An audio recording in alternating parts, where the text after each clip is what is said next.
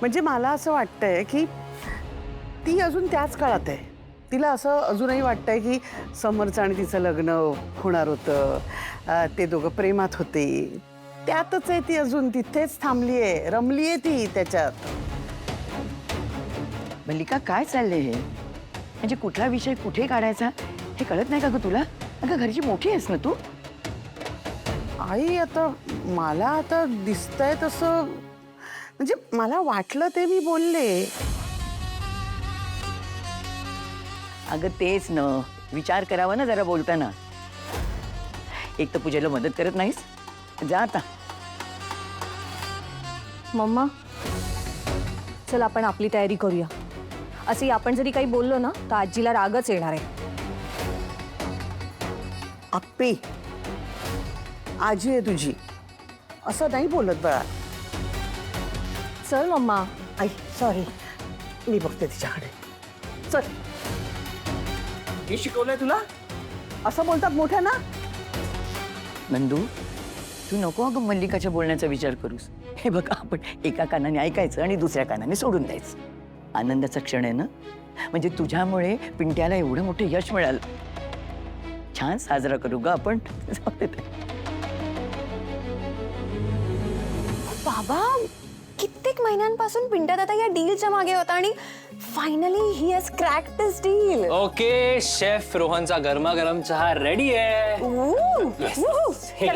हे घे सुश, आराम, आता गरम आहे. बाबा चहा घ्या. हळू हळू हळू हळू, गरम आहे ना. येस, मी आहे, मी इथे बसलोय. यु नो बाबा, टेल यू, पिंट्या दादाच्या कंपनीसाठी ही गोष्ट खूप महत्वाची आहे, खूप इम्पॉर्टंट आहे ही. And you know what, Pintya दादाला अशा डील्स मिळत राहिल्या ना तर पुढच्या काही वर्षात तो ग्लोबल इंडस्ट्रियलिस्ट म्हणून ओळखला जाऊ शकतो. तुला खरं सांगू का अधिरा, तुझा दादा म्हणजे आमचे जावई बापू खरंच खूप कष्टाळू आहेत ग. आणि यु नो, तो ज्या प्रकारे कष्ट करतो ना बाबा, तो हे सगळं डिझर्व करतो. काय करायचं एवढं सगळं घेऊन? ते काय आपण वर घेऊन जाणार आहोत का? हे अगं, असं काय बोलतेस तू? अरे मी फक्त एवढंच म्हणत होते की बाबा, एवढा मोठा माणूस आहे काय अधिरा, एवढं त्याला सक्सेस मिळालंय, आनंद झालाय, तर आपण काय करतो? आनंद आपल्या माणसांबरोबर साजरा करतो, बरोबर आहे की नाही? आम्ही तर त्यात त्यांच्या अजून जवळचे व्याही आहोत आम्ही त्यांचे. मग त्यांचा हा आनंद त्यांनी व्यायांबरोबर साजरा करायला नको का? कुठं काय, आम्हाला तर सध्या किंमत पण नाही. आई प्लीज, असं काहीच नाहीये. पिंट्या दादा सतत सगळ्यांची चौकशी करत असतो आणि सगळ्यांची काळजी सुद्धा करतो तो. काही काळजी बिळजी नसते. एक काही फोन नाही आलाय आम्ही इथं आल्यापासून. मी तुम्हाला पुढे तेच सांगणार होते, पण तुम्ही ऐकून घ्याल तर ना. पिंट्या दादा नेहमीच सगळ्यांबरोबर आनंद सेलिब्रेट करतो आणि त्या आनंदात त्याने घरात छोटीशी पूजा आणि पार्टी ठेवलेली आहे आणि त्यासाठी सगळ्यांना इन्व्हाइट केलंय, आपल्या पूर्ण फॅमिलीला. पार्ट्या वगैरे करताय तुम्ही, मला ते आवडत नाही एवढं. खरं तर सगळा आनंद आपल्या माणसांबरोबर साजरा करायचा असतो, पण आम्ही त्यांना आपले वाटतच नाही ना, मग काय करणार? जाऊ दे.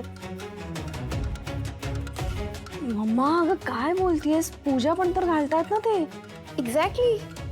गप्प ना जरा. मंदा, अगं जावई बापूंसाठी काय आपणच महत्वाचे आहोत का? त्यांच्यासाठी इतरही मोठी आणि महत्वाची माणसं आहेत.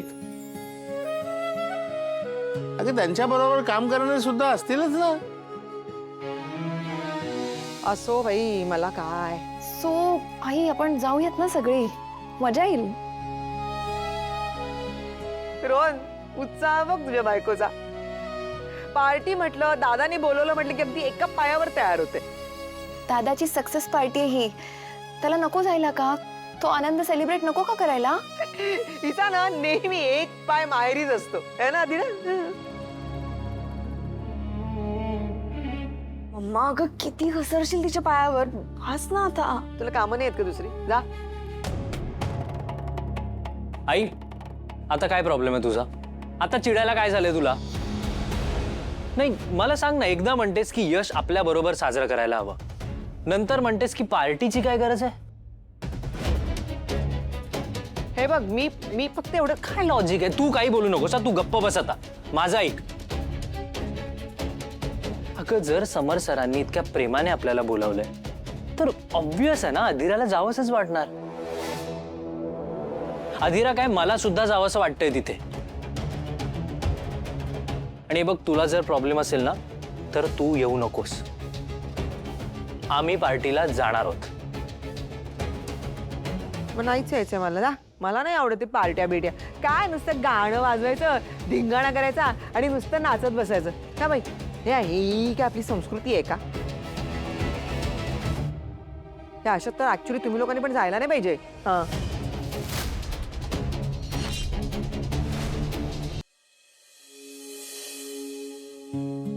आवरलं का तुमचं? पूजेच्या मुहूर्ताची वेळ निघून जाईल. हो.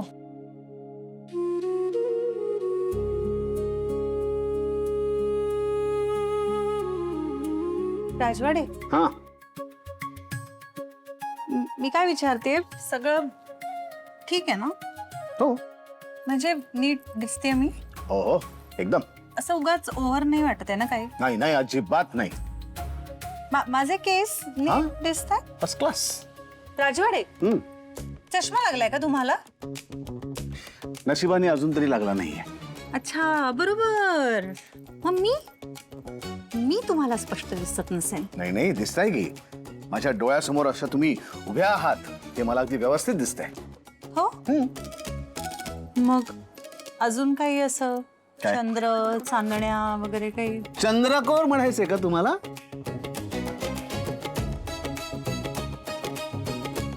काय हो तुम्ही? काय हो तुम्ही? तुम्ही चंद्रकोर लावली होतीत ना, ती आधीच दिसली होती मला. पण तुमचा हा जो सगळा गमतीदार प्रयत्न चालला होता ना, तो मला खूप आवडला. Swanandi madam, thank you. थँक्यू का? मी न सांगता तुम्ही चंद्रकोर लावलेत मग. मी तर नेहमीच ऐकते तुमचं. तुम्हालाच काही कळत नाही. त्याचं काय करू? म्हणजे वाघाचे पंजे.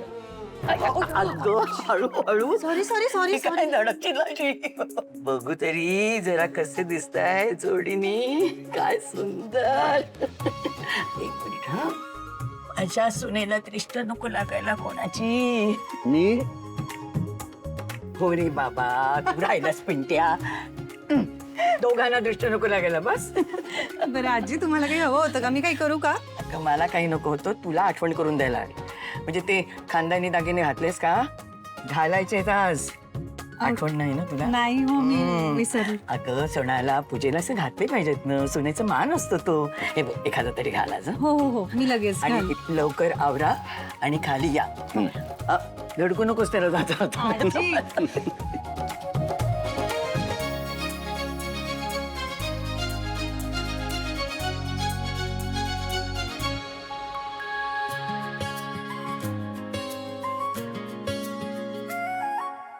किती सुंदर आहे.